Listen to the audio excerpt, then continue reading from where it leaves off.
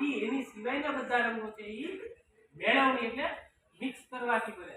જેમ કે લાલ અને પીળો અને કાળો એ બે કલર હોય છે ને, તો બીજા બધા કલર આ બે કલર તો હોય. તો સફેદ છે એ કલર નથી, કાળો છે એ કલર નથી. એને શું કહેવાનું?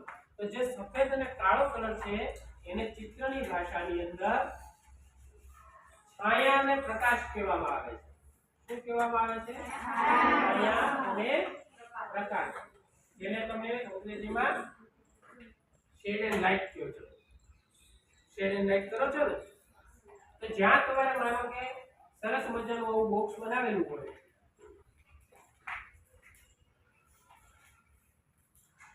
બોક્સ બનાવ્યું હોય અને બોક્સની અંદર તમારે કલર ભરવાનો હોય, અહીંયા તમે લાલ પૂરો અને અહીંયા હું તમને એમ કહું ગુલાબી કલર પૂરો, તો તમારે ગુલાબી કલર બનાવવો તો કેવી રીતે બનશે?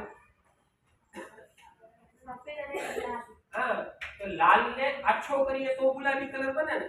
તો આછો એટલે એની અંદર પ્રકાશ ઉમેરવો પડે તો આછો થાય. માનો કે કોઈ લાલ કલરનો પતંગ લઉં, હે, અને હું તમને બતાવું એટલે તમને લાલ દેખાય, પણ હું એની અંદર તડકો આમ રાખી અને એમાંથી પ્રકાશ પડે તો એ જ લાલ કલર તમને આછો લાગશે ને, ગુલાબી થઈ જશે. શું કામ? એની અંદરથી શું પસાર થયું? પ્રકાશ. તો આપણે અહીંયા લાલ ને આછો કરવો છે, એમાં પ્રકાશ નાખવો પડશે ને. તો પ્રકાશ કાંઈ આમ પકડીને આમ દેખાશે નહીં. તો કલર ની અંદર પ્રકાશ આપ્યો છે એટલે સફેદ ની અંદર આપ્યો. કલર ની અંદર પ્રકાશ ક્યાં આપ્યો છે?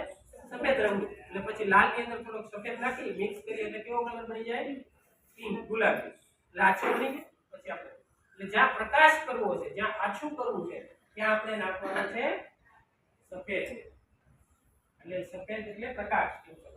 તો એની અંદર ઊંધું તો તમને સીધું સમજાઈ ગયું કે જ્યાં મારે અંધારું કરવું છે, ડાર્ક કરવું છે, તો એની અંદર હું શું નાખીશ? કોઈ લાલ નો મરૂન કલર કરવો છે, કોફી કલર કરવો છે, ચોકલેટી, તો મારે કેવો કલર કરવાનો? શું નાખવાનું? લાલમાં કાળો. કાળો એટલે અંધકાર છે, ત્યાં ડાર્કનેસ બતાવી છે, ત્યાં છાંયો એટલે કાળો. કાળા અને સફેદ